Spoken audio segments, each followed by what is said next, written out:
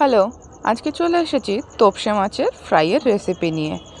তো তোপসে মাছের ফ্রাই করতে গেলে প্রথমে সেটাকে নুন, লেবু, গোলমরিচ দিয়ে ভালো করে ম্যারিনেট করে কিছুক্ষণ রেখে দেবো।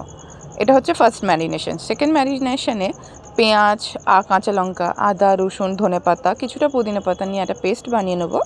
নিয়ে তারপরে সেটার মধ্যে মাখিয়ে মিনিমাম আধা ঘন্টার মতন যদি রাখতে পারো তো এর ভেতরে মশলাটা ভালোভাবে ঢোকে, তো যার ফলে টেস্টটাও ভালো আসে। আর এর জন্য ভাজার জন্য আমি একটা ব্যাটার বানিয়ে নিচ্ছি। কিছুটা ময়দা, কিছুটা কর্নফ্লাওয়ার, মেল্টেড বাটার, নুন, গোলমরিচ আর কিছুটা ঠান্ডা জল দিয়ে আমি ভালো করে ব্যাটারটা বানিয়ে নিচ্ছি। আর লাস্টে কিন্তু বেকিং পাউডার অবশ্যই দেবে। তেল এদিকে গরম করতে বসে দিয়েছিলাম। তেল গরম হয়ে যাওয়ার পরে মাছগুলোকে ব্যাটারে চুবিয়ে মিডিয়াম টু লো হিটে কিন্তু ভালো করে ভেজে নেবে। এপিট ওপিট উল্টে পাল্টে ভালো করে একটু সময় নিয়ে ভাজবে, যাতে মাছের ভিতরটা পর্যন্ত ভালোভাবে কুক হয়ে যায়।